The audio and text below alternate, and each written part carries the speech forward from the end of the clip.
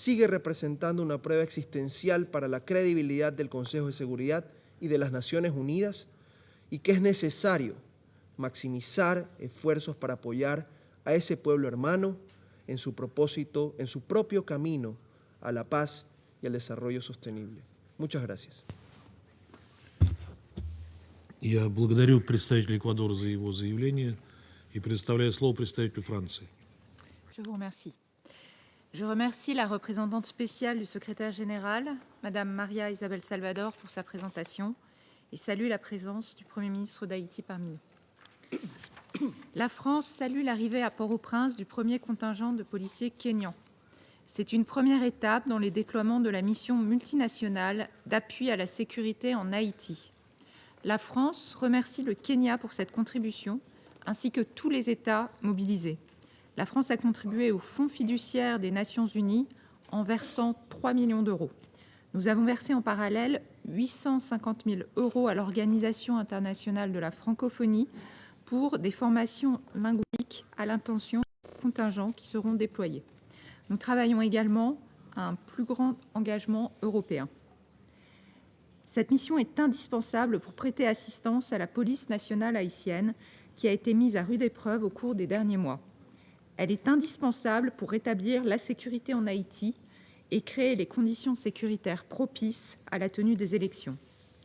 Pour faire face à la crise multidimensionnelle qui touche Haïti, il faut s'attaquer aux causes de l'instabilité, notamment en matière de gouvernance.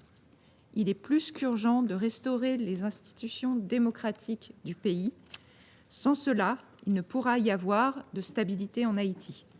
Il est par conséquent essentiel que le nouveau Premier ministre et son gouvernement, dont nous saluons la nomination, élaborent une feuille de route pour l'organisation d'élections conformément à l'accord de Kingston. Les Nations Unies jouent un rôle crucial pour prêter assistance au gouvernement haïtien dans cette perspective. Il est essentiel que le BINU poursuive son soutien en matière de police et de justice afin de permettre aux autorités haïtiennes d'apporter une réponse complète aux défis posés par les gangs. À cet égard, la France continuera de soutenir l'action du BINU et de la représentante spéciale. La France veillera à ce que le BINU dispose des capacités nécessaires pour remplir sa mission. Le Conseil doit continuer d'accompagner Haïti dans la voie de la stabilité. Il doit le faire via le renouvellement du mandat du BINU ce mois-ci. Il peut aussi le faire en ajoutant à la liste de sanctions des individus qui soutiennent et financent les gangs. Cela permettra d'endiguer l'action de ceux qui déstabilisent le pays et participent à des trafics illicites. Nous devons continuer d'agir collectivement pour garantir la sécurité et l'état de droit dans le pays. La population haïtienne continue de souffrir de la crise qui frappe Haïti. Les violations des droits de l'homme et l'impunité qui règne doivent être combattues. C'est notamment le cas pour les violences sexuelles qui connaissent une recrudescence. Le Conseil doit exercer ses responsabilités, y compris en recourant aux sanctions. Les enfants ne sont pas non plus épargnés. Haïti a été ajouté à la liste des situations préoccupantes dans le rapport annuel du secrétaire général sur les enfants et les conflits armés. Les violations contre leurs droits doivent être dénoncées et combattues. Enfin, un accès humanitaire à toutes les populations dans le besoin doit également être garanti. L'aide humanitaire de la France s'élève à plus de 13 millions d'euros cette année, en particulier pour lutter contre l'insécurité alimentaire et la malnutrition. Nous continuerons de soutenir les Nations Unies et les organisations non gouvernementales qui agissent sur le terrain. Je vous remercie. Я благодарю представителя Франции за их заявление и предоставляю слово представителю Гаяны. Thank you, Mr. President. I have the honor to deliver this statement on behalf of the A3+, namely Algeria, Mozambique, Sierra Leone, and my own country, Guyana. The A3+ thanks SRSG Maria Isabel Salvador for her briefing. We also welcome the participation of Honorable Dr. Garry, Prime Minister and Minister of Interior and Territorial Communities of Haiti, and Foreign Minister Dominique Dupuy in today's meeting. We take this opportunity to congratulate Prime Minister Conille on his appointment and reaffirm our support to the transitional government and the Haitian people during this challenging yet hopeful time. We also welcome the participation of the Foreign Minister of the Dominican Republic and the representatives of St. Kitts and Nevis, Kenya, and Canada in today's meeting. Mr. President, the A3+ welcomes the efforts being made to address the political and security crisis in Haiti. We underscore the need to resolve their root causes and underlying factors, and stress the importance of inclusive political dialogue among Haitian stakeholders to build consensus on security and electoral reforms. We also commend the ongoing support provided by BINU and relevant UN agencies, often under challenging conditions, aimed at strengthening political stability, good governance, rule of law, and helping to create the conditions to advance sustainable development.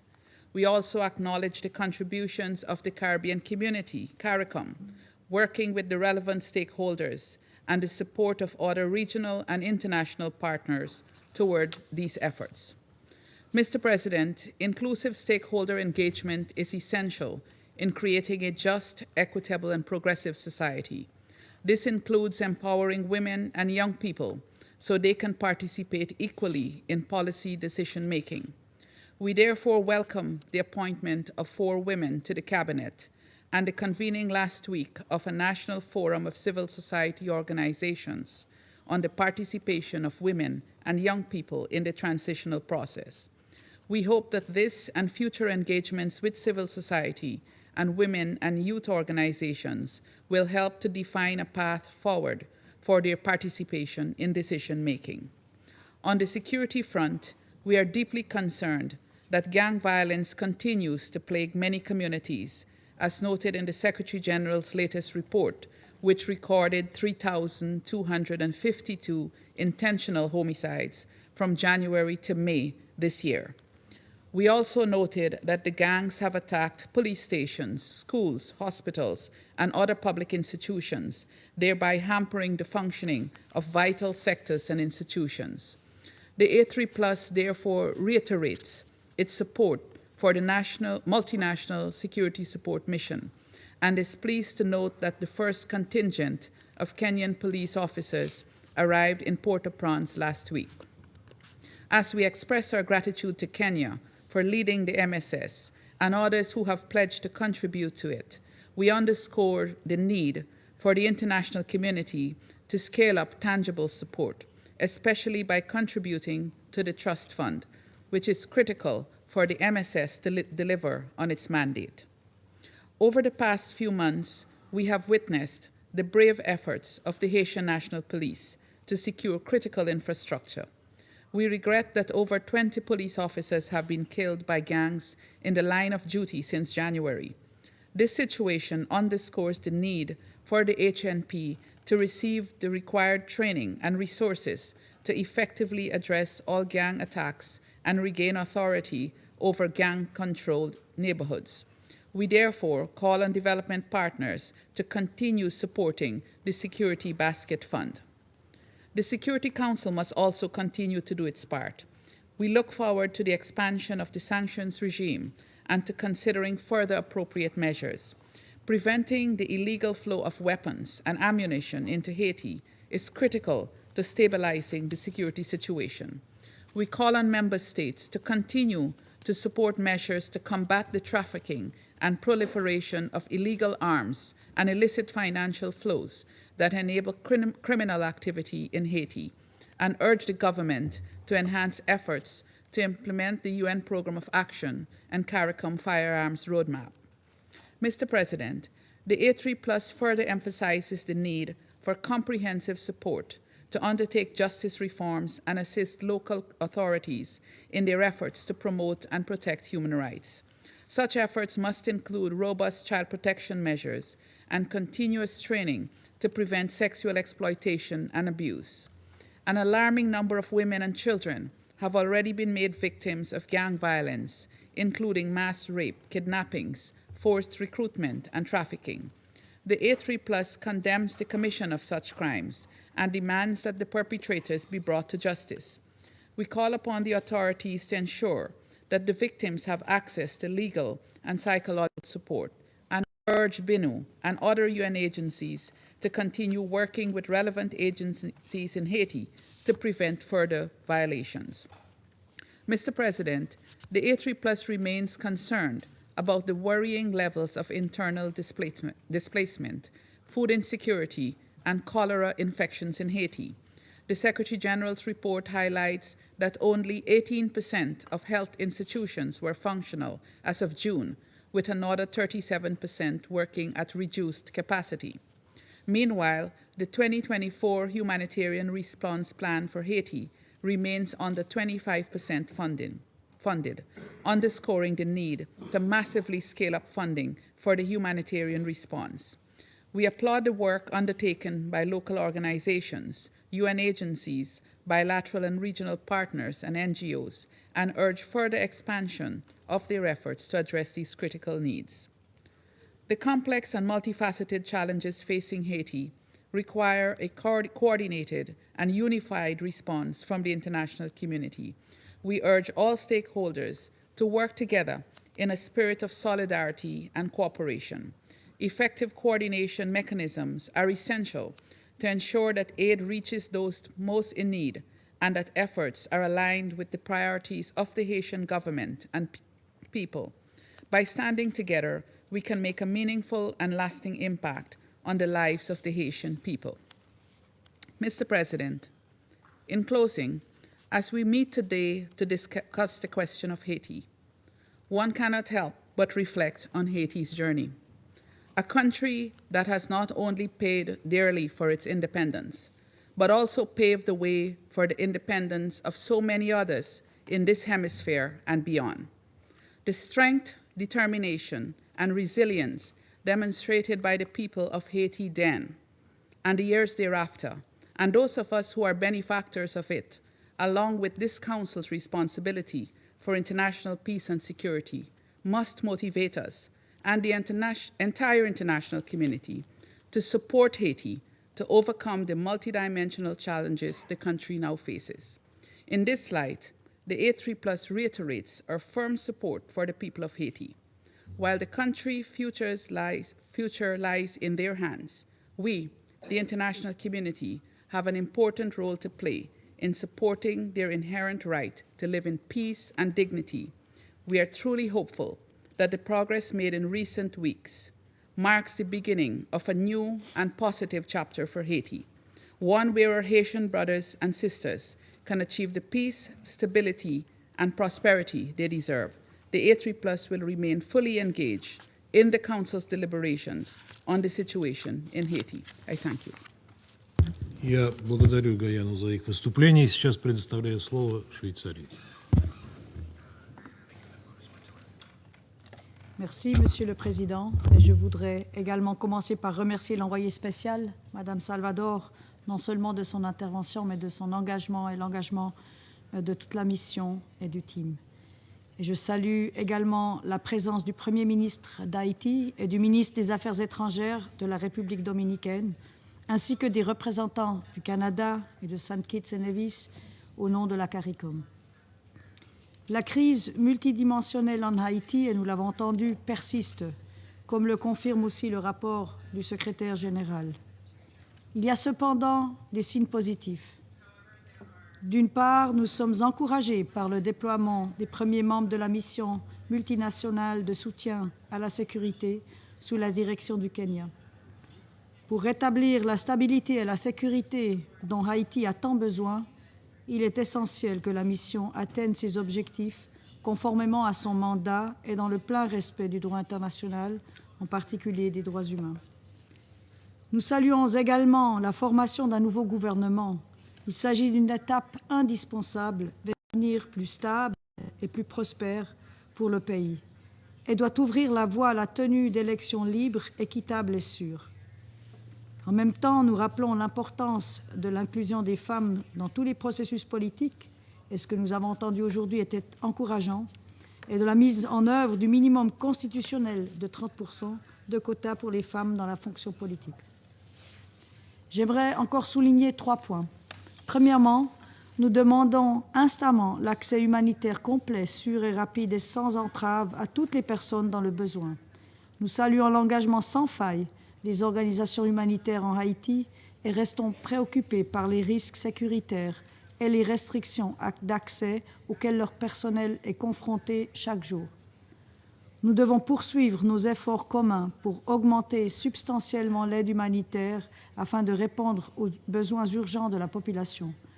Le début de la saison des tempêtes tropicales y inclut l'évolution inquiétante de l'ouragan Beryl et son impact sur l'ensemble de la région nous rappelle également que la situation humanitaire peut s'aggraver rapidement.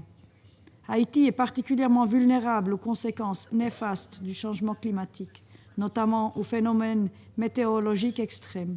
Ces effets, combinés à la crise humanitaire, intensifient les risques sécuritaires et économiques dans le pays.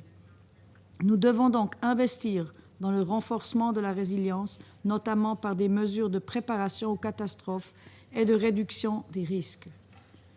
Deuxièmement, les crimes liés à la violence des gangs, en particulier envers les femmes et les filles, ne doivent pas rester impunis. Les auteurs doivent être tenus pour responsables.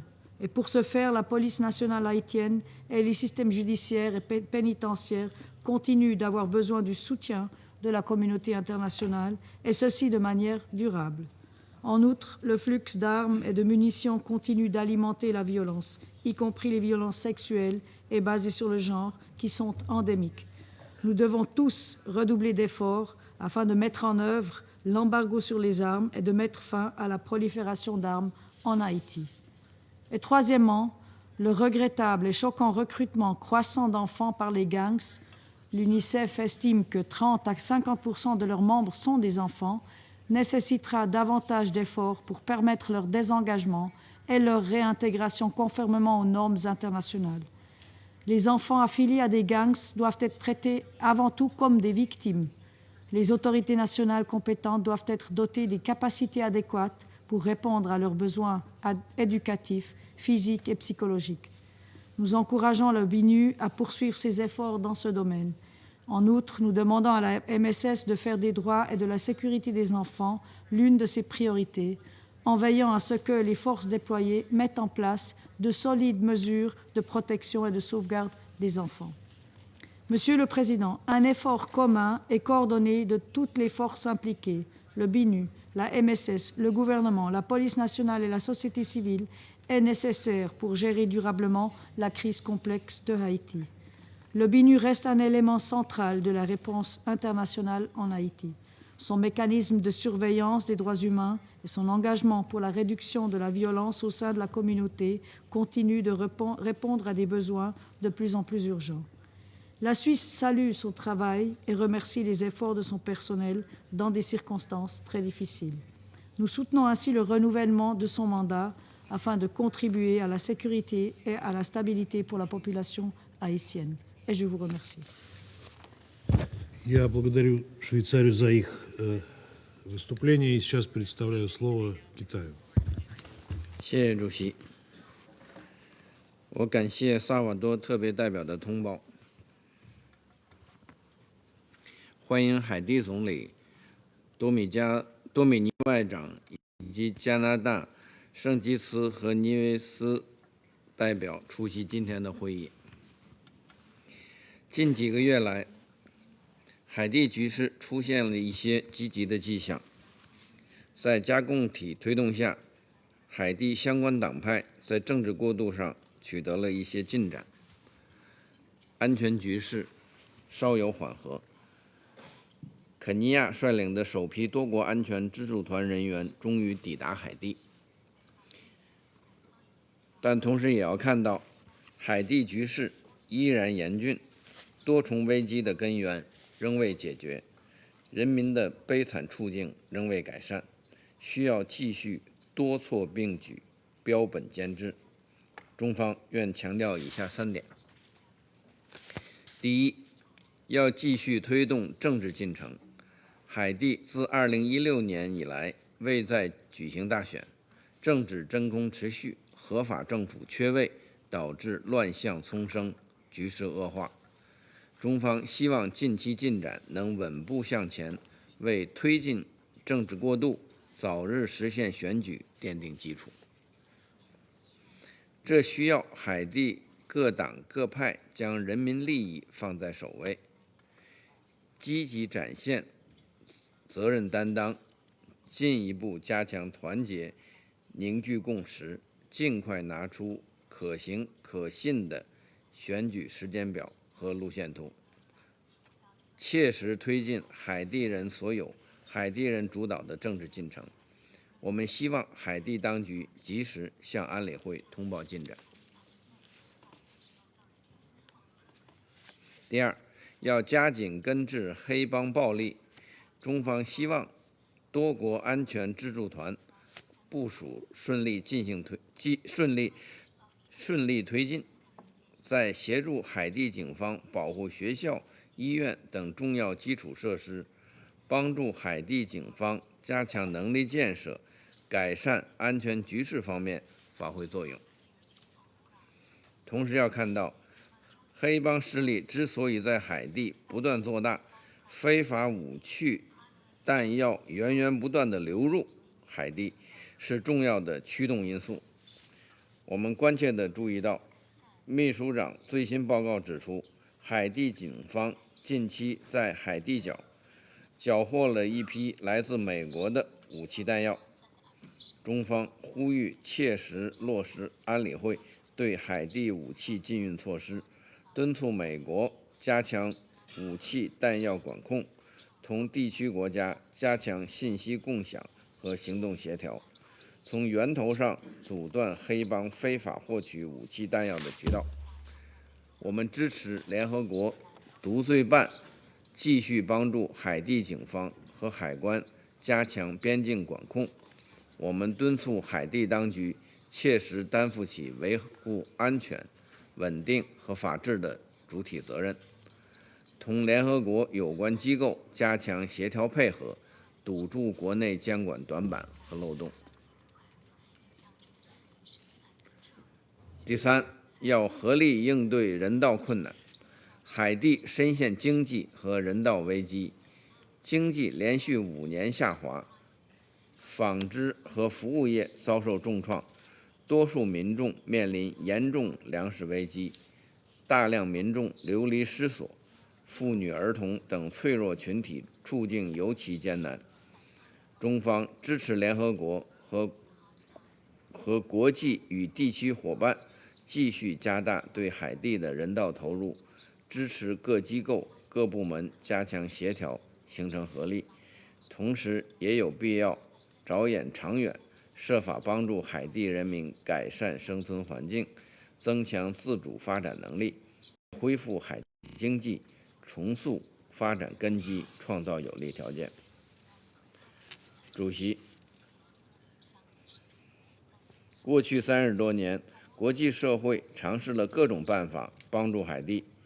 历史教训表明，海地问题没有外部解决方案，归根到底要靠海地人民自身的努力。联合国和国际与地区伙伴必须在尊重海地人民主导权的基础上，立足各自职能和优势，提供切实管用的帮助，不能大包大揽，更不能越俎代庖。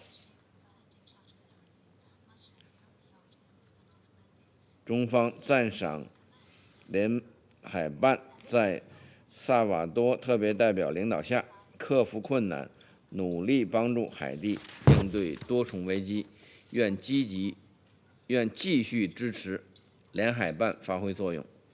然而，近期海地安全形势恶化，联海办在海存在和履职受到严重影响。当前形势下，最重要的是创造必要条件，使联海办尽早全面恢复运作，充分运好现有授权和资源，在协助推进政治进程等方面继续发挥作用。关于联海办扩大在海地首都之外存在、强化支持选举职能等问题，目前讨论的时机并不成熟。谢谢主席。Я благодарю Китай за их выступление. Сейчас предоставляю слово Мальте. Thank you, President, and I thank SRSG Salvador for her briefing. I also welcome the participation of the Prime Minister of Haiti, His Excellency Garry, the Foreign Minister of the Dominican Republic, and the representatives of Canada, St. Kitts and Nevis, and Kenya. Let me begin by welcoming the significant progress made on the political front in Haiti. The swearing in of the Transitional Presidential Council, the designation of the Prime Minister, and the installation of Haiti's new government are crucial steps to political stability. We call on all Haitian stakeholders to work together to restore democratic institutions through the holding of free and fair elections when security conditions are met. Moreover, a Haitian-led and owned political transition must include the full, equal, and meaningful participation of women to ensure women's voices are adequately represented. We have also seen developments on the security front. We welcome the arrival of the first contingent of the Multinational Security Support Mission on 25 June. This is a key step in supporting the Haitian National Police to restore security in Port-au-Prince and Haiti as a whole. We commend Kenya's leadership role and look forward to the mission's full deployment. We also commend all member states who have pledged their support and call for a scaling up of financial and logistical assistance to the mission. The MSS must act with the highest standards of conduct and discipline, based on clear human rights protocols and with effective oversight. President, reports stating that children make up 50% of gang members are alarming and highlight their increased vulnerability to abuse and exploitation. This underscores that child protection in all the planning and conduct of the mission's operations, as stated in Resolution 2699, is of paramount importance. We also hope to see close coordination among the MSS, BINUR, and other UN partners. Considering the mounting criminal activity and insecurity in Haiti, Malta strongly supports the use of targeted sanctions. We hope the Council will update the list of designated individuals and entities. The full implementation of the arms embargo to stem the illicit flow of weapons is also key. Meanwhile, the humanitarian and human rights situations remain dire. 5 million people suffer from acute hunger, with the threat of catastrophic conditions re-emerging in areas where humanitarian access is limited due to gang violence.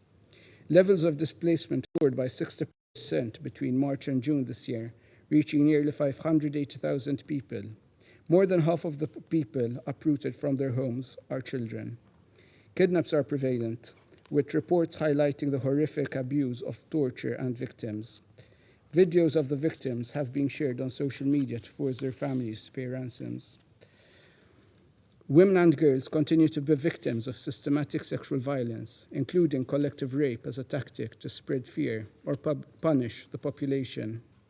Malta condemns in the strongest terms the extreme violence perpetrated by gangs against the population. Those committing human rights violations must be held accountable for their crimes.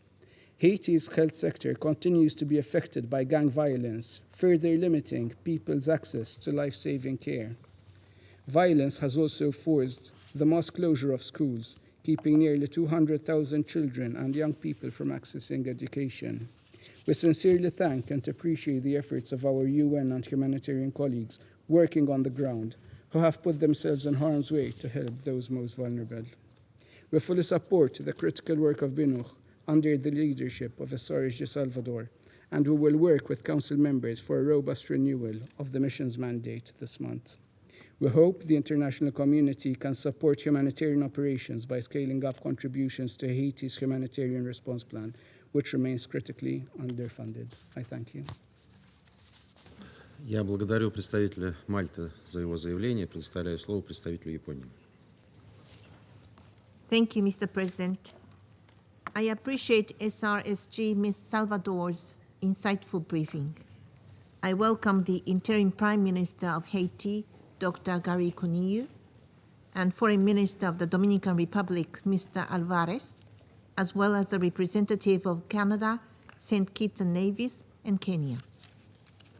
We welcome the installation of Interim Prime Minister Conille's cabinet and his strong political will to form a new elected government in the near future through the appointment of a new provisional electoral council.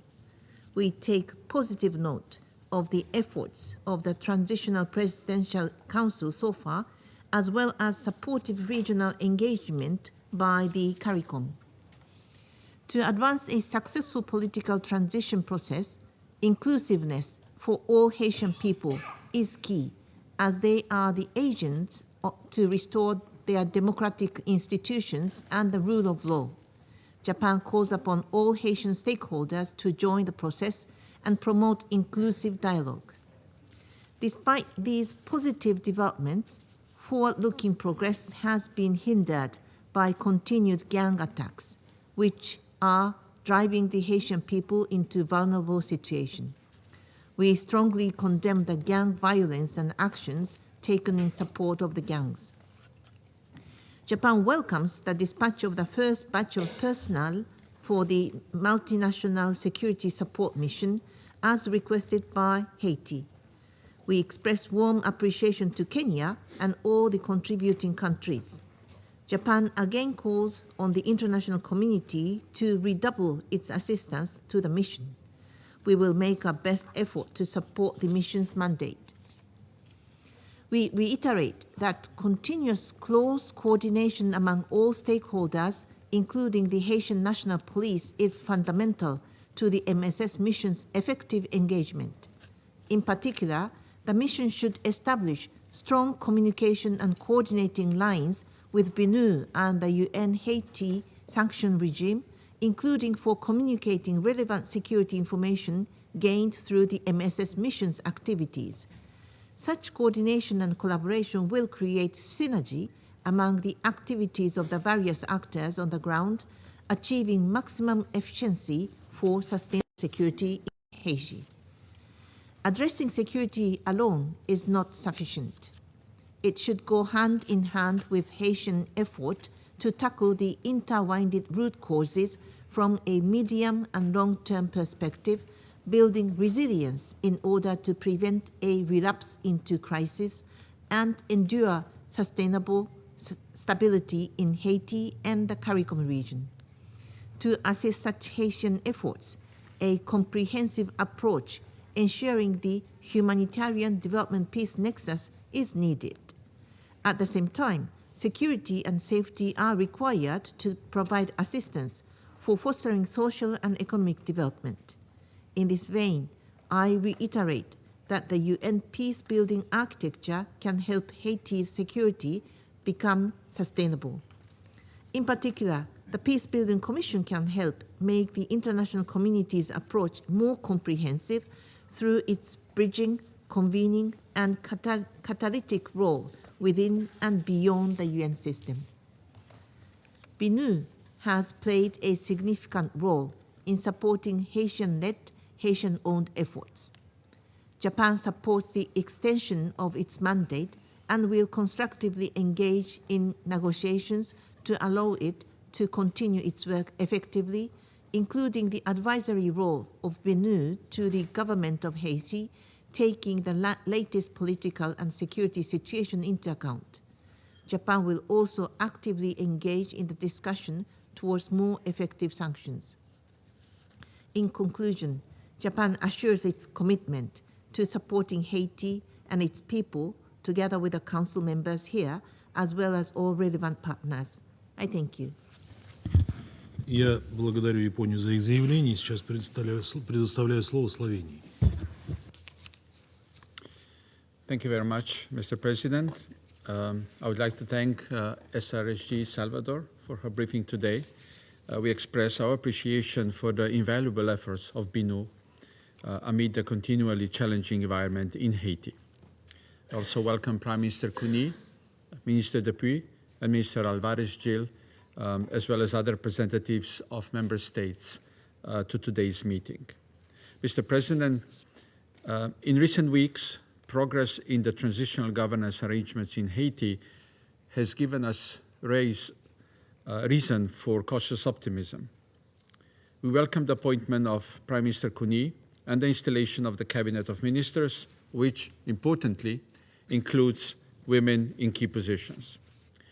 We assure the Haitian people of our continued support as they transition to restore democratic institutions through elections.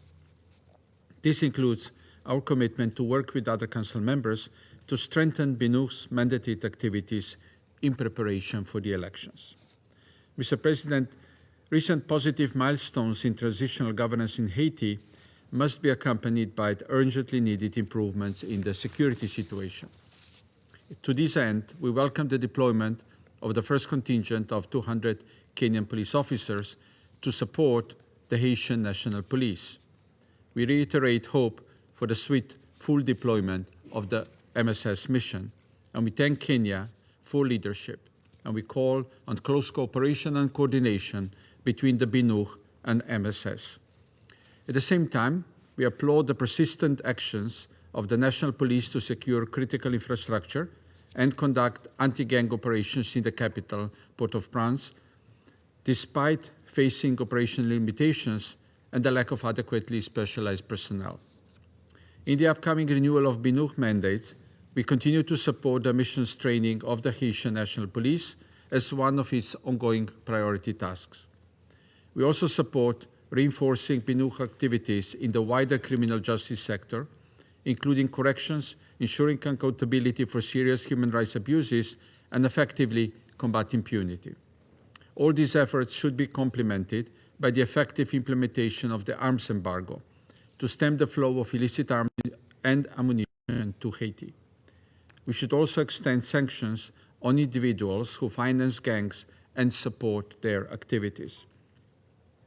Mr. President, amid the persisting security crisis, human rights abuses, including targeted killings, continue at alarming levels and, as we heard from SRG Salvador just now, spread beyond Port-au-Prince to the north and south.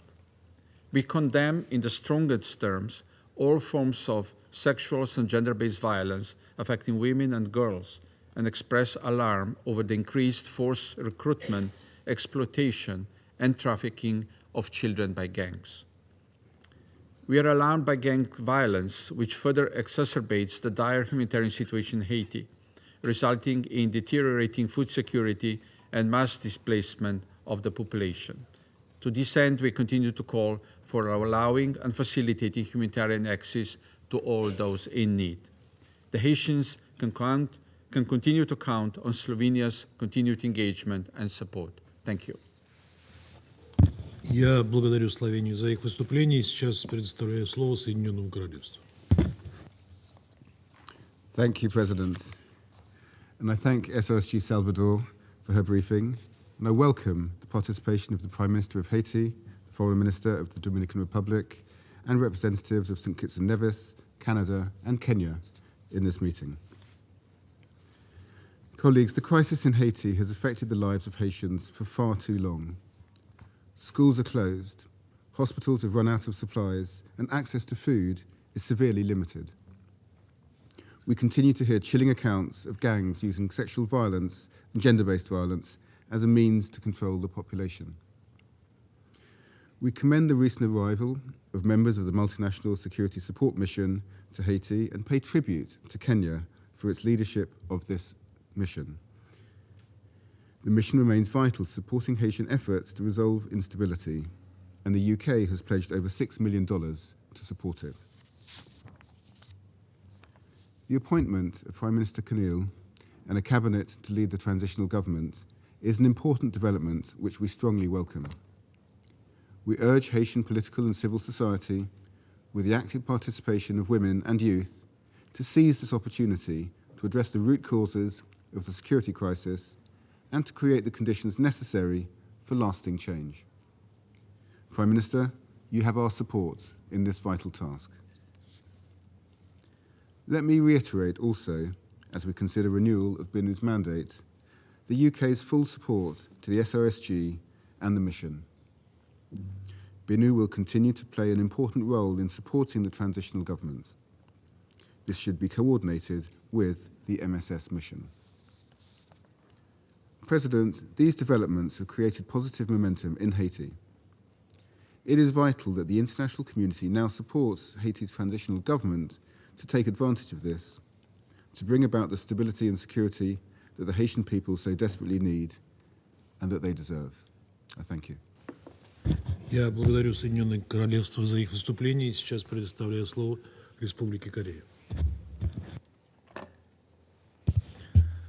Thank you, Mr. President. Let me begin by thanking Special Representative Salvador for her insightful briefing. I also welcome the participation of the Haitian Prime Minister Garry Conille and the Foreign Minister Dominique Dupuy and the Foreign Minister of the Dominican Republic and the representatives from Canada, St. Kitts Nevis, and Kenya. Mr. President, Haiti is still suffering from rampant gang violence that prevents its people from having access to essential supplies, including health care, food, and water, amid unprecedented hunger and displacement. With the rising number of homicides and kidnappings perpetrated by armed gangs, the lives of civilians, including women and children, are at substantial risk, not only in the metropolitan area of Port-au-Prince, but beyond. Gender-based violence has become part of a tactic by armed gangs to instill fear in communities. Despite these ongoing security challenges, we have recently seen some visible signs of hope. Most notably, we welcome the arrival of 200 Kenyan police officers in Port-au-Prince. The MSS, as requested by Haiti and authorized by Security Council Resolution 2699, will provide critical support to the Haitian National Police in countering gangs, help enhance security around the critical infrastructure, and ensure delivery of humanitarian assistance.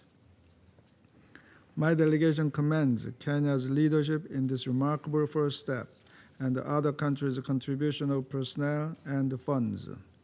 We hope that the first contingent of the MSS will effectively deliver its mandate as outlined in the resolution, and we also look forward to the timely deployment of the remaining contingents as planned.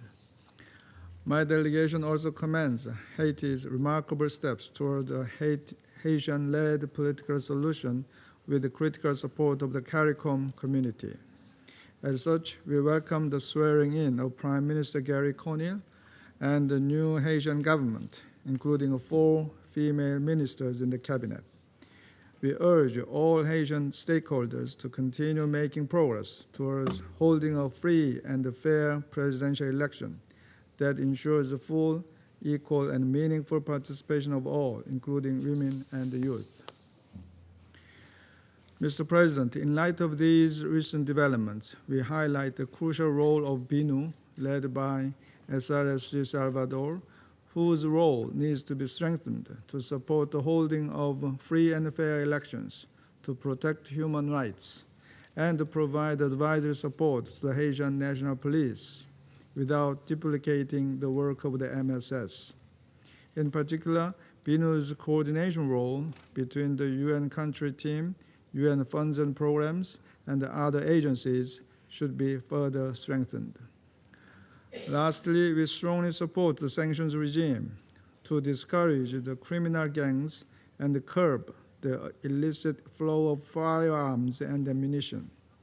The territorial arms embargo imposed by Resolution 2699 and 2700 must be effectively implemented. In this respect, we commend the technical and investigative work of the UN ODC and the panel of experts of the Security Council Committee established pursuant to Resolution 2653. The Republic of Korea also stands ready to work on updating the targeted sanctions list. I thank you, Mr. President. Я благодарю Республику Корея за их заявление. Сейчас я сделаю заявление в качестве представителя Российской Федерации. Благодарим спецпредставителя генерального секретаря Марии Сальвадор за доклад о положении дел на Гаити. Приветствуем участие в сегодняшнем заседании премьер-министра Гарри Конille. Его назначение на пост главы правительства стало, безусловно, важным событием в деле укрепления гаитянских институтов власти. И мы выражаем нашу поддержку усилиям недавно сформированного Кабинета министров и Переходного президентского совета по управлению страной в этот критический период, ключевая задача которого – подготовить и провести всенародное голосование. Мы также приветствуем участие в сегодняшнем заседании министра иностранных дел Доминиканской Республики Роберто Альвареса Хиля. Полагаем, что приоритетными задачами переходных органов власти, помимо скорейшего решения вопроса о проведении президентских выборов в соответствии с Конституцией Гаити, должны стать наведение порядка в стране, создание временных административных структур. Подчеркиваем, что любое внешнее вмешательство в эти процессы недопустимо. Гаитянские политические силы несут ключевую ответственность за преодоление кризиса в своей стране, и события последних 3 месяцев показали, что когда есть политическая воля, сторонам удается преодолевать разногласия и действовать вместе на благо государства. Тем не менее, несмотря на прогресс на политическом треке, до исправления ситуации на земле еще очень далеко. Вооруженные группировки продолжают контролировать 80% территории Порто-Пренса, включая большинство стратегически важных транспортных объектов, а также основные въезды и выезды из столицы. Местные бандформирования имеют на руках не менее 500 тысяч единиц огнестрельного оружия, в том числе гранатометы и снайперские винтовки. В социальных сетях их лидеры распространяют ролики о том, как вооружают до зубов целые частные армии. По данным Управления ООН по наркотиковой преступности, основной маршрут контрабанды вооружений из Флориды водным путем, водным транспортом и малой авиацией. При этом мы не видим, чтобы действующее эмбарго хоть как-то препятствовало оружейному трафику из Соединенных Штатов. При желании Вашингтон давно бы мог разобраться с этой проблемой. Вместо этого, похоже, наши американские коллеги предпочитают использовать нелегальные поставки оружия, на которых зарабатывают американские торговцы оружием, в качестве рычага воздействия на ситуацию в стране. Санкционный комитет СБ-2653, однако, пасует перед задачей использовать санкционный инструментарий для решения этой проблемы. Те, кто за ней стоит, нам листировать не предлагают. В результате санкционный список комитета в настоящее время состоит из 5 человек, являющихся лидерами банд. Мы не возражаем против включения в него на основе достоверной и проверяемой информации представителей криминального мира Гаити. Однако их деятельность лишь малая толика тех вызовов, с которыми сталкивается эта страна. К тому же чаще всего у бандитов нет собственности и счетов за рубежом, и поездки по миру их не интересуют. Чего не скажешь об американских торговцах оружием. Но ссориться с Вашингтоном эксперты комитета явно не хотят. Возможно, ситуацию изменит готовящийся визит группы экспертов в Гаити летом текущего года. Рассчитываем также на организацию полноценного визита в Порто-Пренс делегации Комитета Совета Безопасности 2653, когда позволят условия.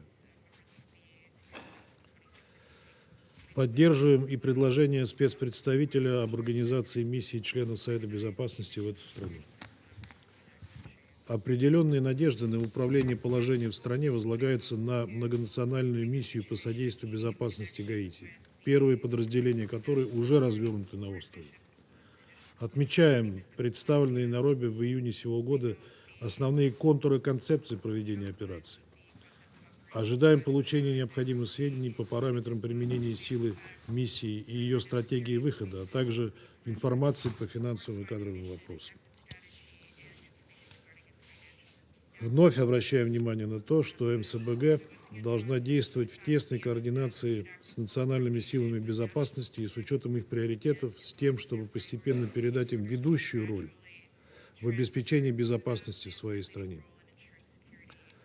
Нам обещали не допустить повторения прошлых ошибок, и мы будем внимательно следить за тем, как миссия действует и воспринимается гаитянской общественностью.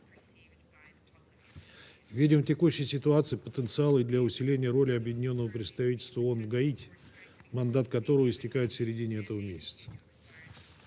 Специальная политическая миссия может и должна играть большую роль как в содействии широкому политическому диалогу и подготовке к выборам, так и в оказании поддержки гаитянской полиции. При этом для ООНовского присутствия важно полностью восстановить предусмотренный мандатом кадровый состав для максимально эффективной реализации текущих приоритетных задач. Россия, как ответственный член Совета Безопасности, продолжит оказывать содействие гаитянскому регулированию и поддерживать необходимые для этого международные усилия. Я вновь приступаю к обязанностям председателя Совета Безопасности. И сейчас я предоставляю слово его превосходительству господину Гарри Конille.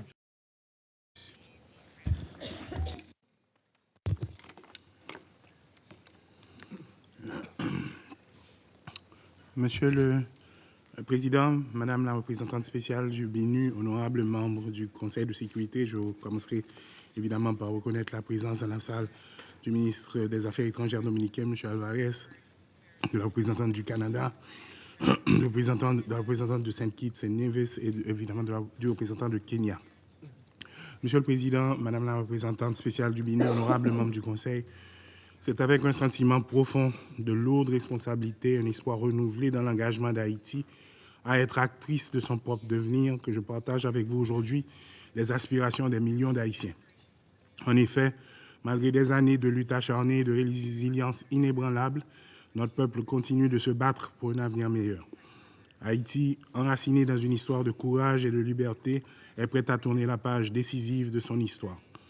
Avant tout, permettez-moi d'exprimer ma gratitude envers l'ambassadeur de la Fédération de Russie, son Excellence M. Vassili Nebensia, pour sa présidence du Conseil de sécurité ce mois-ci, et je lui souhaite plein succès dans l'exercice de ses responsabilités. Je tiens également à remercier la présidence précédente, assurée par la République de Corée, pour son engagement exceptionnel et la gestion efficace des travaux du Conseil qui ont renforcé notre mission commune. J'adresse un remerciement spécial au secrétaire général pour son soutien indéfectible envers Haïti depuis son entrée en fonction. Son dévouement pour la cause d'Haïti et sa volonté à travailler à nos côtés pour surmonter nos défis reflètent l'esprit de solidarité nécessaire à notre progrès. Sa présence continue et son soutien sont une source d'inspiration et de confiance pour le peuple haïtien. Monsieur le Président, Madame la représentante spéciale du BNU, honorable membre du Conseil de sécurité, je tiens aussi à exprimer mes sincères remerciements à Mme Maria Isabel Salvador, représentante spéciale pour Haïti et chef du Bureau intégré des Nations Unies en Haïti, pour son rapport détaillé et sa présentation perspicace sur les récents développements en Haïti. Madame la représentante, votre analyse approfondie et vos observations critiques offrent une importante note de compréhension des enjeux actuels. Je remercie également les membres du Conseil pour leur intervention précieuse aujourd'hui. Votre dévouement et votre engagement en faveur de la stabilisation et du progrès en Haïti sont profondément appréciés. Nous sommes conscients des préoccupations soulevées par le rapport du BNU et partageons l'urgence de résoudre de manière durable les problèmes sécuritaires exacerbés par l'activité des bandes criminelles. Ces défis menacent le tissu social et économique de notre pays et entravent nos efforts de reconstruction et de développement. Le rapport souligne également les progrès dans la mise en place de structures de gouvernance transitoires qui sont vitales pour la stabilité politique et sociale d'Haïti. Nous encourageons donc le support du BNU dans l'appui du processus politique pendant ces périodes de turbulence politique. Ce rôle reste important pour réduire les tensions, préserver et multiplier les espaces de discussion, encourager le dialogue interhaïtien. L'établissement d'une collaboration solide et d'une coopération efficace entre les autorités nationales de la transition, la mission multinationale d'appui à la sécurité et le BNU demeure fondamentale et nous aidera dans notre mission de rétablissement de la sécurité et de restauration des institutions démocratiques qui sont des chantiers stratégiques de la transition. Monsieur le Président, Madame la représentante spéciale du BNU, honorable membre du Conseil de sécurité, la solidarité entre les peuples est rudement mise à l'épreuve par les conflits locaux, nationaux et internationaux. Près d'une trentaine de conflits majeurs affectent en ce moment les populations, provoquant ainsi de graves crises humanitaires et des nombreux corps de personnes déplacées. Pourtant, c'est dans ces instants fort difficiles que la solidarité tient sa quintessence. Haïti, tout au long de son histoire, a parfaitement démontré cette solidarité agissante entre les peuples. Tantôt initiatrice et tantôt bénéficiaire, la nation haïtienne, dès sa genèse, a toujours fait de la solidarité internationale un des piliers de sa vision du monde et de son engagement. Aujourd'hui encore, Haïti appelle à cette solidarité pour sortir de la crise qui ronge depuis plusieurs décennies et réussir aussi sa transition dont la durée et la mission se veulent très limitées. Chaque jour doit être mis à profit intelligemment. Voilà pourquoi, depuis ma désignation en tant que chef de gouvernement, plusieurs séances de travail ont été tenues avec le Conseil présidentiel de transition, les institutions de lutte contre la corruption et l'impunité, les forces de l'ordre haïtiennes, le secteur privé des affaires, le Conseil électoral, les représentants des collectivités territoriales et évidemment les associations de la diaspora. Dans cette même perspective, plusieurs acteurs du gouvernement m'ont accompagné dans des rencontres stratégiques avec des bailleurs et opérateurs de l'international. Au vu des engagements qui s'annoncent, je joins ma voix à celle du peuple haïtien pour remercier ses partenaires techniques et financiers de leur accompagnement jusqu'ici pour l'avènement d'une Haïti meilleure. Plus que jamais, Haïti doit mobiliser toutes les ressources nécessaires et disponibles pour faire de cette transition la dernière et qu'elle puisse la placer sur la voie de la paix, de la sécurité et du développement durable. Ainsi, il est de notre devoir de construire des partenariats solides et sincères en vue de trouver les stratégies adaptées tenant compte des aspirations du peuple haïtien.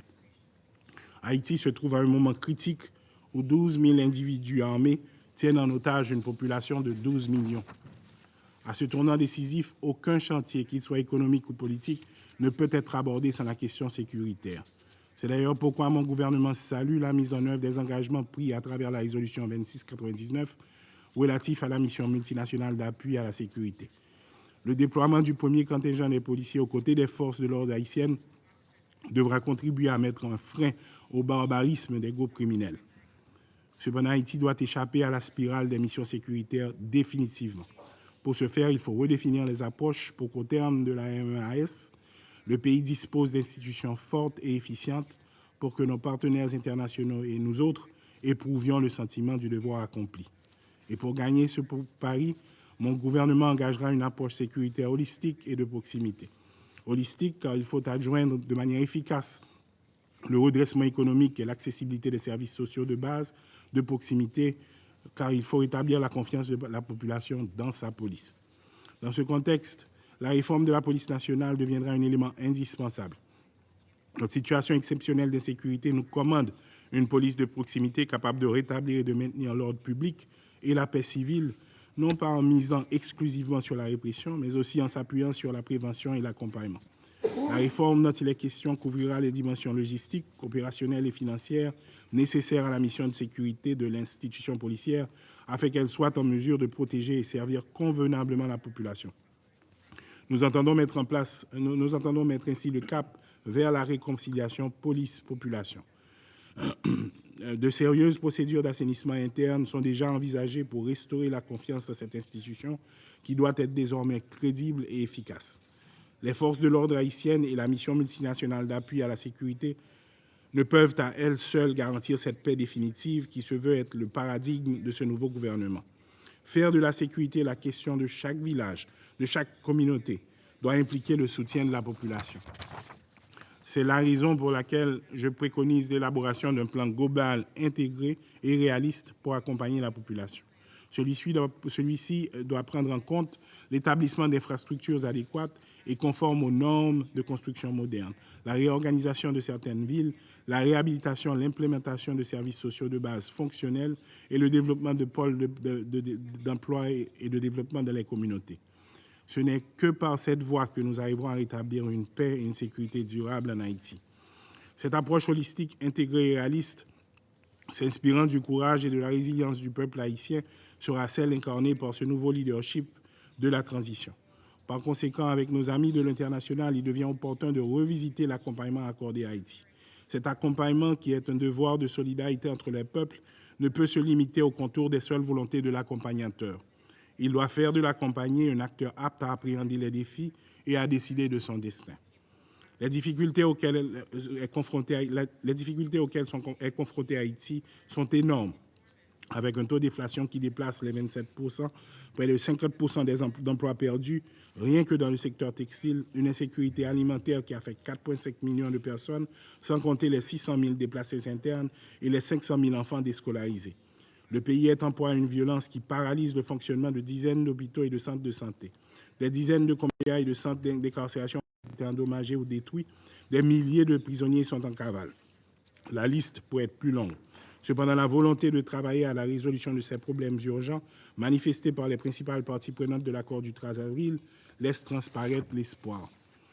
La collaboration entre les différentes parties prenantes a créé une atmosphère de travail apaisée, permettre au Premier ministre, en accord avec le Conseil des présidents, d'arriver à constituer un nouveau gouvernement inclusif, réduire le train de vie de l'État, instituer des ministres délégués, nommer un nouveau directeur général de la police et accueillir le premier contingent de la mission multinationale.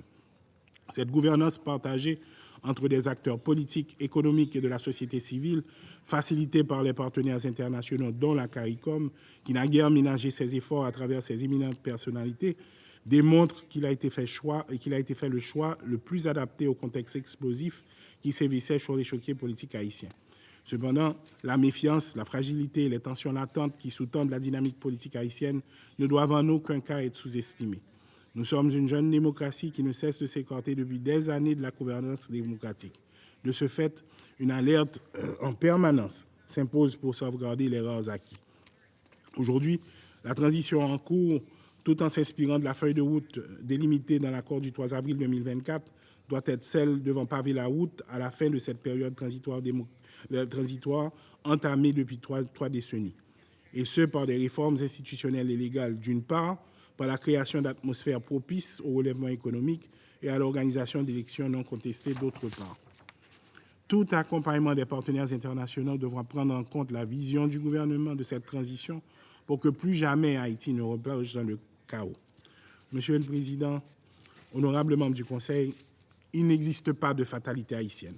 La situation qui prévaut en Haïti est la résultante d'une politique séculaire séparant l'État de la nation et qui, du coup, fait abstraction de la résilience, de la ténacité, de l'empathie et de la générosité du peuple qui aspire au bien-être.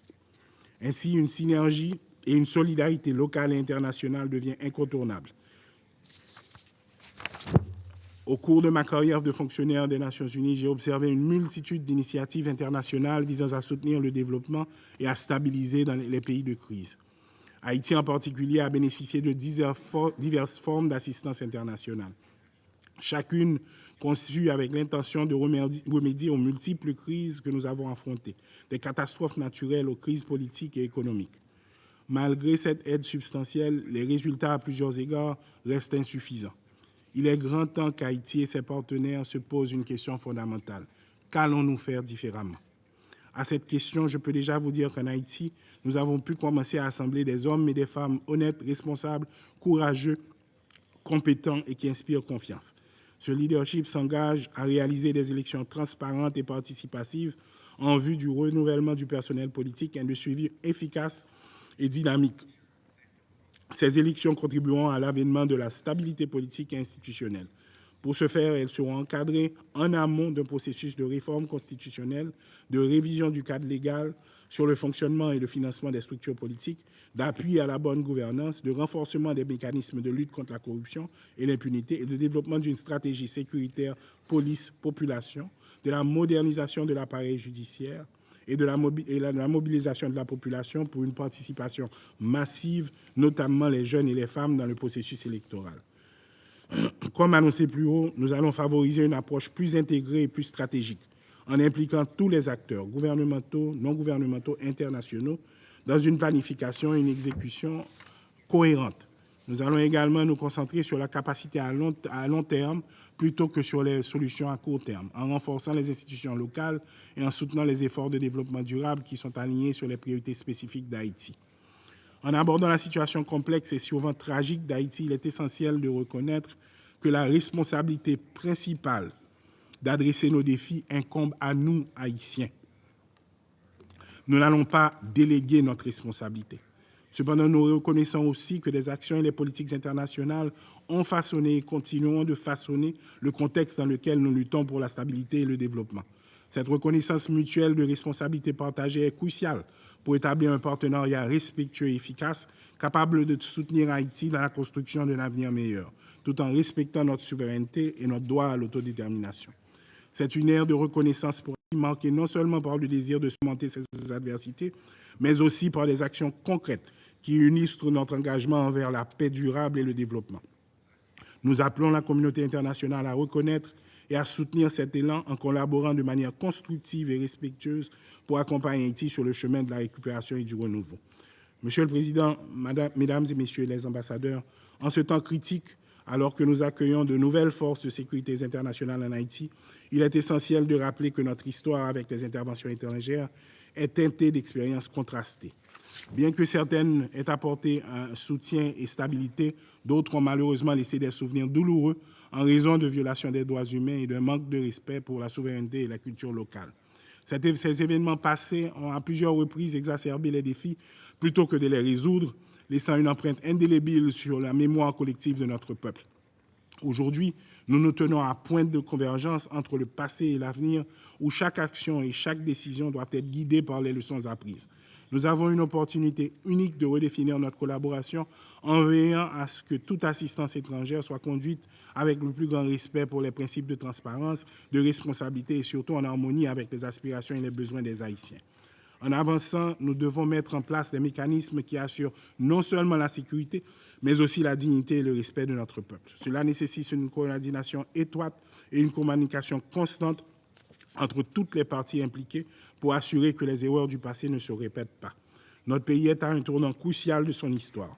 Nous nous trouvons devant un défi colossal, mais aussi une opportunité sans précédent de restaurer la paix et la sécurité dans notre relation.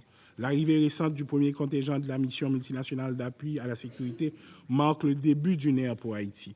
Cette mission, conduite avec le soutien de nos frères et sœurs kenyans, que je remercie du fond du cœur, est un témoignage vibrant de la solidarité internationale et un pas concret vers la stabilisation de notre pays.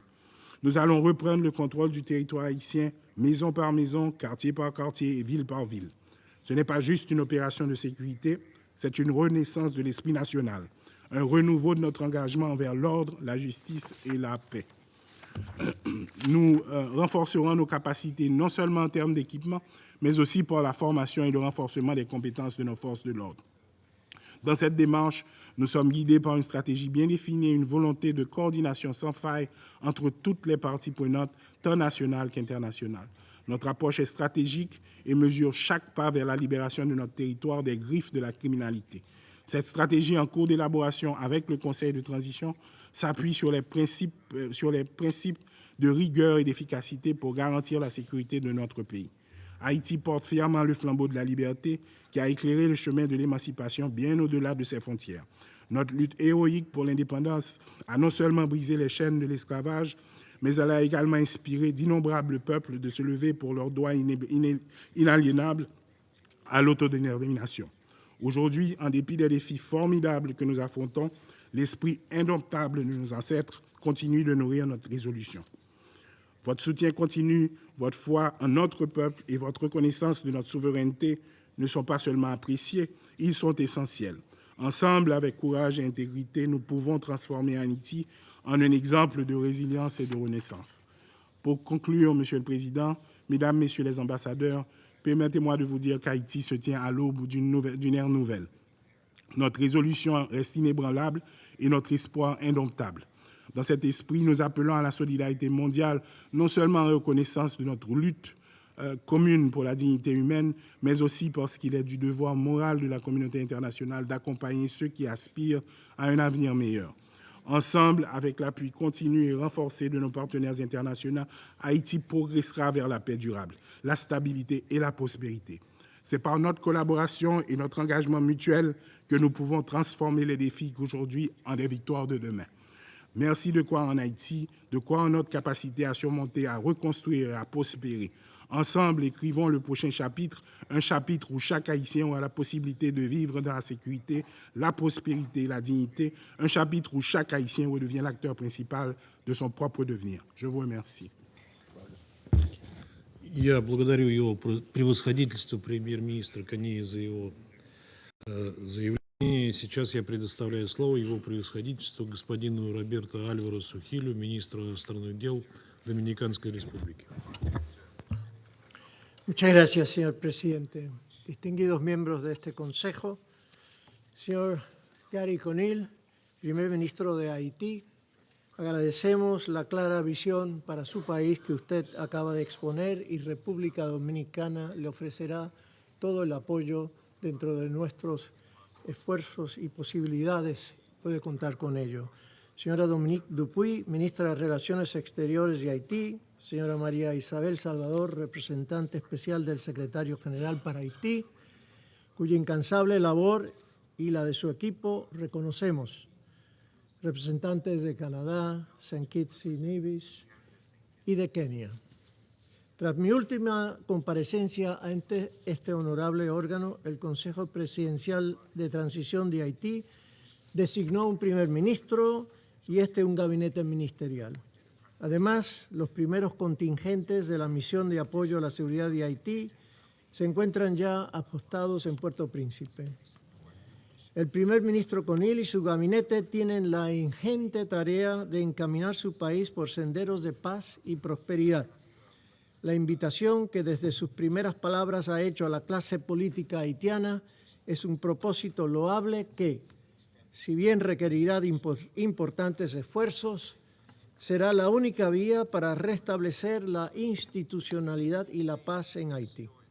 Señor presidente, el mérito y la responsabilidad principales corresponden al pueblo haitiano y a sus líderes, pero el apoyo de la comunidad internacional ha sido fundamental.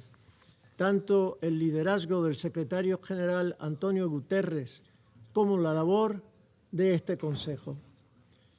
Debemos resaltar el apoyo de Estados Unidos, que asumió gran parte del financiamiento, y, ni qué decir, de la valentía del gobierno de Kenia, que asumió el liderazgo de la misión.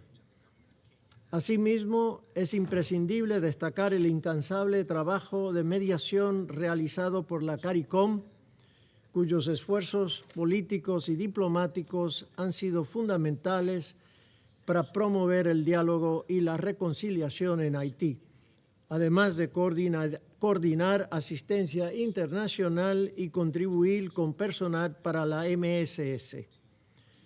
El compromiso de Canadá con el entrenamiento y equipamiento de la misión, así como el apoyo decidido de varios otros países con tropas, equipos y financiamiento, son muestras fehacientes de la determinación y solidaridad de la comunidad internacional para ayudar a Haití a superar sus desafíos y construir un futuro más estable y próspero.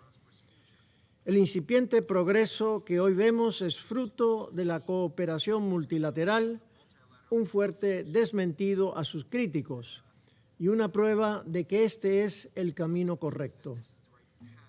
República Dominicana, como dije, apoyará la misión ofreciendo asistencia médica al personal de la MSS en el territorio dominicano, un aspecto clave para contribuir al éxito de la misión. Otro apoyo puntual que no puede faltar y que debe ir en aumento es el financiero, como ha señalado la representante del secretario general.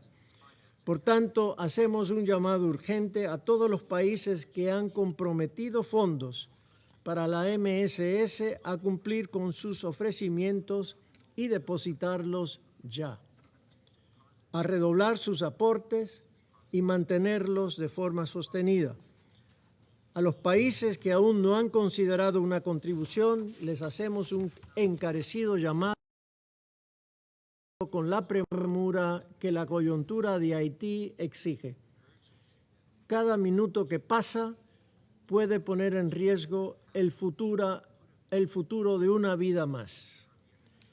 En lo que respecta a este Consejo de Seguridad, se debe agilizar el cumplimiento de las resoluciones 2653 y 2699 relativas al embargo de armas y las sanciones para los auspiciadores de las organizaciones criminales en todas sus formas, como ha sido señalado por varios oradores en la mañana de hoy.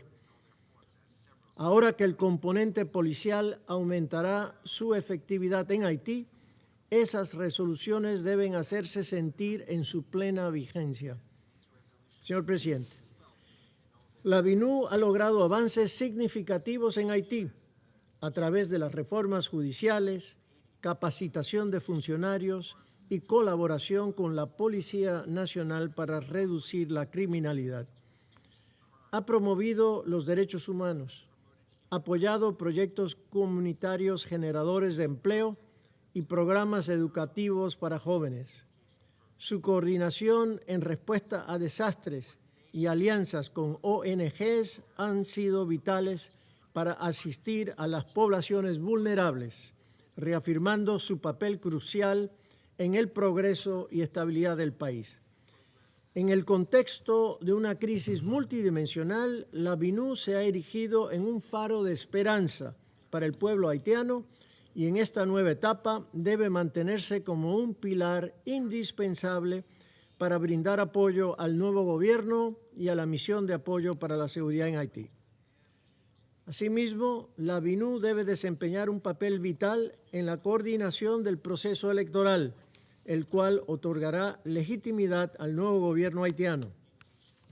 Su sólida preparación y reconocida credibilidad la posicionan como la entidad idónea para liderar este trascendental esfuerzo, asegurando la celebración de elecciones transparentes, justas y representativas.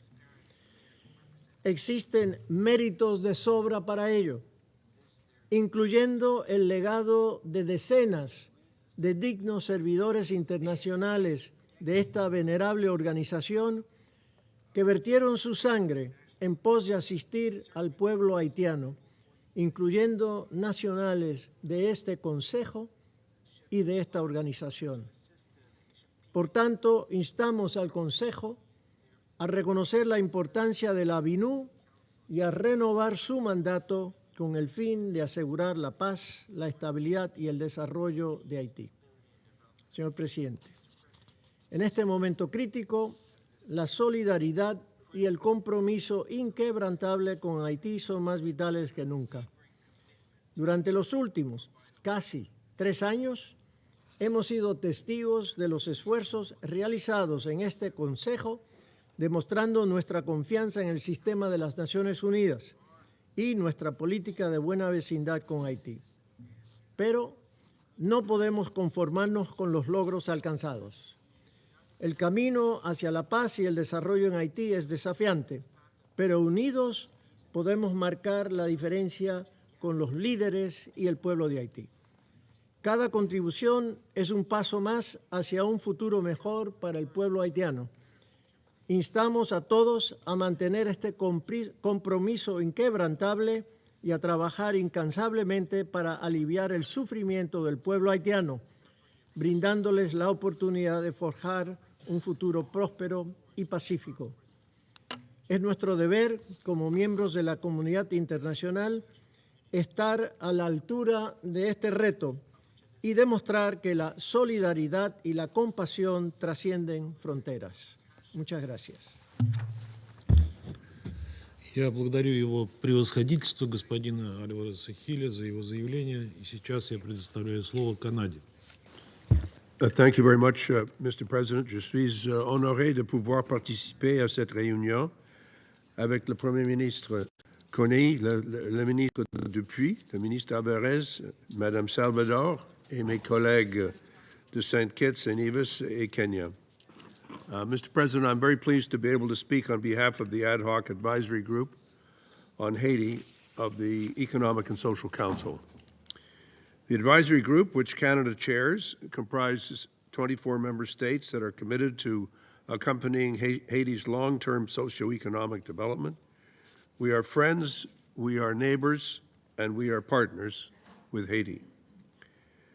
J'ai eu le grand honneur de rencontrer M. Conille, ça fait 2 ans, quand il travaillait avec UNICEF.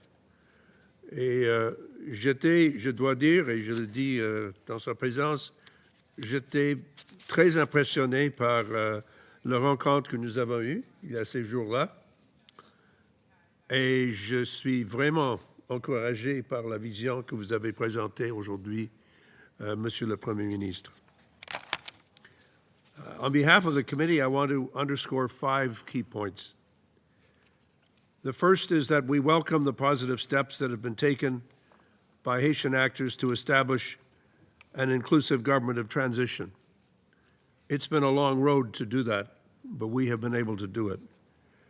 We are committed to accompanying the Haitian government as it addresses the needs of the Haitian population, reestablishes democracy and stronger institutions, and accelerates the country's sustainable development. Second, Others have spoken of this, but let me just emphasize it. We must support Haiti to urgently address the immediate humanitarian needs of the Haitian population, has been set out in the 2024 Humanitarian Needs and Response Plan. Now, the number is 24.3%, which has been funded, as Madame Salvador has said. But let's put that in another way. It was $674 million as what's required. So if you do the math, it means that we're still over $500 million short on the humanitarian fund. That is a real challenge. And as has already been described, the number is getting more serious because the number of displaced people is growing. Third, we welcome the arrival of the Multinational Security Support Mission, and we thank Kenya for having taken on the task of leading it. And we encourage member states to contribute to making the mission a success. Again, member states have to walk the talk when it comes to supporting the mission. We're hopeful that the deployment of the mission will bolster the capacity of the Haitian National Police to restore security. Let us all come to terms with one thing. Haitians, like all of us, every single one of us, require security to be able to safely leave our homes without fear of being killed, kidnapped, or raped, to ensure that the most vulnerable can access essential services, to allow businesses to resume commerce, to safeguard schools and academic institutions for children and for youth, and yes, create the space for free and fair elections, and to continue the work of building stronger institutions. Fourth, we encourage Haitian institutions to continue the work of addressing the root causes of the country's vulnerability and instability, including extreme poverty, corruption, impunity, and a collusion between the political and economic spheres, which lies, we believe, at the root of the problem. And yes, we all need to be prepared to accompany these efforts, not just in a day, but over time. Our consultations with stakeholders have identified a host of areas on which we believe that Haitian capacities still require strengthening. Providing security and human rights protection for the population, delivering essential services, particularly education and health, building resilient food systems, curbing the flow of arms and ammunitions to the gangs, which was referred to in several statements, and in particular I want to thank the United States for some important announcements that they've made over the last several months to make a difference to this critical question, to dismantling the gangs and reducing violence at the community level, to empowering women and girls and addressing sexual and gender-based violence, to investing in education and vocational opportunities for young people, to promoting inclusive economic growth and job creation, to strengthening the rule of law, and building the country's resilience to the disruptive impacts of disasters and climate change, which, by the way, the region is experiencing today as we speak. Lastly, considering Haiti's multidimensional crisis, the active support and expertise of the United Nations across all of these areas is essential in advancing Haitian-led solutions and working together in coordination with other partners, including regional organizations and the international financial institutions. Finally, Mr. President, we strongly urge this Council to renew the mandate of the UN Integrated Office in Haiti, which we call BINU, for at least 12 months. Given the gravity of the situation in Haiti, we urge the Security Council to ensure that BINU is adequately equipped in terms of personnel and resources to engage with Haitian stakeholders and to effectively assist Haiti throughout this crisis. Now is the time, Mr. President, for all of us to reaffirm our solidarity with Haitian people and to mobilize our support for Haiti. C'est le moment, Monsieur le Président, pour nous de réaffirmer notre solidarité avec la population haïtienne et de mobiliser notre appui pour Haïti, mais de le faire non seulement dans nos paroles, mais dans tout ce que nous faisons en pratique pour assurer la paix, la sécurité et la justice pour la population haïtienne. Thank you, Mr. President. Я благодарю Канаду за их заявление. Сейчас предоставляю слово представителю St. Kitts and Nevis.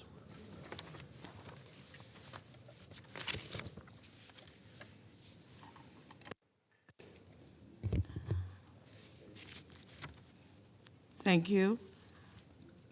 Mr. President, let me begin by offering the Caribbean community's CARICOM's congratulations to you on the assumption of the presidency of the Council for July, and our best wishes to your delegation.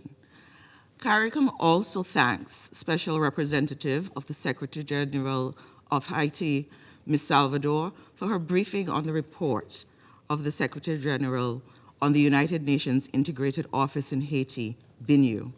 And I am pleased to share the reflections of the 14 CARICOM member states on the situation in Haiti. Mr. President, we have found the report to not only be comprehensive, but instructive, and we continue to extend our gratitude to the team of BINU for their unwavering efforts to assist our sister nation with the restoration of democracy, peace, and security. CARICOM welcomes the progress that has been made in strengthening good governance in Haiti and took note of the official appointment of the Transitional Presidential Council and the appointment of the Transitional Prime Minister, the Honorable Garry Conille, and his cabinet. We emphasize the importance of continued collaboration among the members of the Council and with other stakeholders to foster the enabling environment for increased political stability in Haiti. These developments are critical steps towards the holding of free and fair elections in Haiti, and we extend best wishes for success to Prime Minister Conille as he leads this important juncture. We also express the region's steadfast support to the people of Haiti and our deep commitment to prosperity, progress, and peace in the country. Mr. President, the state of heightened insecurity in Haiti, perpetuated by ongoing violent gang activity, remains a serious concern to the region. As observed in the report, gang violence hampers the functioning of vital sectors. Tackling gang violence, therefore, remains one of the most pressing priorities to achieve stability in Haiti. Without this stability, it will be virtually impossible to make progress on other key fronts. Gang violence has manifested in myriad ways, and CARICOM is deeply concerned that the number of intentional homicides has significantly risen over the reporting period. We are also alarmed by the incidence of sexual violence against women and girls and by the recruitment of children. The demolition of 3 police stations and 3 prisons by gangs further exacerbates the operational limitations of those charged with preserving the rule of law in Haiti. These deliberate attacks on institutions that form part of the criminal justice system must be seen as strategic actions aimed at keeping the country in a state of lawlessness. CARICOM condemns these actions and demands accountability for these crimes. In this context, Mr. President, CARICOM applauds the government of Kenya for deploying the first contingent of police officers to Haiti on June 25, 2024, in accordance with UN Security Council Resolution 2699. We remain supportive of the mandate of the Multinational Security Support Mission to buttress the efforts of the Haitian National Police to re-establish security and create the security conditions for holding elections. We urge the Council to continue to support the mandates of the MSS. As several of our own member states continue to finalize internal arrangements for their own deployments for security officers to Haiti and for other forms of support to the MSS, we strongly encourage fellow member states to also increase and enhance their support for the MSS. As emphasized in the report, significant and additional efforts by international partners are required to fulfill the budgetary and operational needs of the MSS mission and to ensure continuous deployment for the duration of Haiti's political transition. The success of the MSS is a critical part of creating in Haiti the conditions conducive to development. Further, progress in Haiti, including on human rights, hinges on the stabilization of the security situation. The success of the MSS will therefore be as much the success of the international community as a whole as it will be for the Haitian people. Mr. President, CARICOM is deeply troubled by the humanitarian situation in Haiti and has taken note of the underfunding of the 2024 Humanitarian Response Plan. The state of food insecurity in Haiti remains a serious source of concern, and CARICOM has taken particular note of the impact that scarcity of nutritious food is having on children. It is alarming, for example, that approximately some 276,000 children aged 6 to 59 months are likely to suffer from acute malnutrition by the end of 2024. CARICOM calls for a scaling up of humanitarian assistance to Haiti in the immediate term and for the support of the international community for the country to strengthen its capacity and to achieve food security. In closing, Mr. President, CARICOM issues a clarion call to the international community to accelerate its efforts and to take concrete actions to provide Haiti with the adequate support to build stronger democratic institutions and to restore peace, stability, and prosperity. Our collective action is paramount if Haiti is to overcome the multifaceted challenges it now faces. CARICOM reaffirms its steadfast solidarity and support to Haiti and will continue to actively engage in legitimate efforts to achieve a peaceful resolution of the ongoing crisis.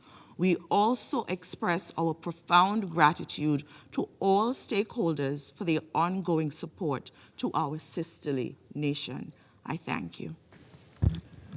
Я благодарю Сент-Китс и Невис за их заявление. Сейчас предоставляю слово Кении.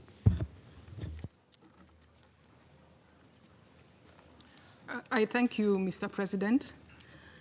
I extend my congratulations to you and the delegation of the Russian Federation on assuming the presidency of the Security Council for the month of July. Please accept our best wishes for a successful execution of your program of work. My delegation warmly welcomes the remarks and leadership of His Excellency Garry, the Prime Minister of Haiti. I reiterate that the Kenyan delegation looks forward to continuing our close collaboration with the Haitian delegation in fulfilling the mandate of the Multinational Security Support Mission. I also acknowledge the presence of the Minister of Foreign Affairs of the Dominican Republic, Canada, and St. Kitts and Nevis. I also thank the SRSG, Maria Isabel Salvador, alongside the other distinguished briefers for their insights and efforts on behalf of Haiti. Mr. President, we are delighted for the opportunity to attend and make a statement on this Security Council quarterly briefing on Haiti. This is particularly critical because on Friday, the 21st of June 2024, in an informal session of the Council on Haiti, Kenya, as the lead nation for the multinational security support mission to Haiti, briefed on the state of preparedness following the adoption of UN Security Council Resolution 2699 of 2023.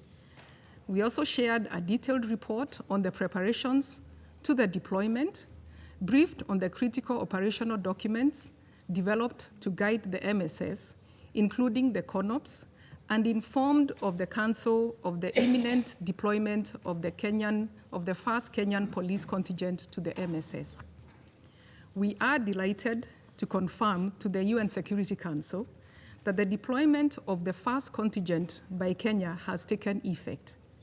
On 25th June, 25th June, the first Kenya police contingent, KenPol 1, of the Multinational Security Support Mission, MSS, comprising of 200 formed-up police units, arrived in Port-au-Prince to a warm reception and strong expression of support by the government and people of Haiti. Since its arrival 8 days ago, the contingent has held operational meetings with the Haitian National Police and commenced joint operations, undertaking a number of significant assessments to guide the operations of the mission. Between 25th and 28th June 2024, a delegation of senior officials from Kenya, led by the National Security Advisor, who accompanied the contingent, were able to engage with a range of Haitian stakeholders. At the operational level, the team held a number of meetings. First, with the interagency working group, and deliberated on the crucial logistical requirements for the mission. Second, with the leadership of the Haitian National Police, led by the Director General on the structure of the MSS, interoperability with HNP, equipment sharing, training, joint operation planning, and aligning MSS objectives with those of HNP. The Kenyan delegation also met with the political leadership of the Republic of Haiti, first with Honorable Carlos Hakil, Minister of Justice, then the Right Honorable Dr. Garry Conille, the Prime Minister, and the Transitional Presidential Council, led by the President, His Excellency Edgar Fils. In all cases, the leadership welcomed the deployment of the first contingent of the MSS. Second, they thanked Kenya for accepting to take the lead of the MSS and for the deployment of the first contingent of the MSS. Third, they expressed their optimism that the MSS would support the Haitian National Police in the fight to eradicate the gangs and restore public safety and security, build safer neighborhoods, and to midwife a new political dispensation through free, fair, and credible elections. Lastly, they expressed strong support for the MSS mission. The delegation also engaged with the media fraternity, explaining the essence for the mission and calling on public support for the mission. We also engaged with the diplomatic community in Haiti, during which we called for stronger international support in order to seize the current positive momentum and enable the MSS deliver on its mandate. Importantly, the Prime Minister, Garry Conille, visited the first contingent of Kenyan police officers on Wednesday, June the 26th of 2024. Reiterating his welcome to the contingent, the Prime Minister announced a robust strategy to liberate Haiti from gang control and declared a united effort to liberate Haiti from the grip of gangs. I believe we have all heard the Honorable Prime Minister this morning and his commitment. Further, the Prime Minister reaffirmed the government's commitment to closely working with the Haitian National Police and the newly arrived Kenyan forces. We thank the member states whose contribution has enabled this initial deployment. Particular mention goes to the United States of America, whom we have and are working closely in the planning, but also in the provision of equipment and logistical support for the MSS. Our initial deployment is proof of concept that we hope provides comfort and confidence that will translate into the support for the MSS. This is important because there is an urgent need to surge the level of forces in theater in order to achieve the desired impact. We therefore call on the conversion of pledges into concrete support, as well as call on all members of the United Nations to step up their support for the MSS and the people of Haiti in terms of the current humanitarian needs. We also see an opportunity for stronger coordination with BINU on the ground to ensure seamless interoperability in the delivery of such services as humanitarian access and capacity building of the security sector, which we consider crucial for public safety and sustainable peace for Haiti and in Haiti. Finally, we reiterate the commitment of Kenya to continue offering its leadership to the mission as we coordinate with the member states of the United Nations in their contribution to make the MSS a success. I thank you for your kind attention. Я благодарю Кению за заявление. Список ораторов исчерпан. Сейчас я приглашаю членов Совета продолжить обсуждение данного вопроса в рамках неофициальных консультаций. Заседание объявляется закрытым.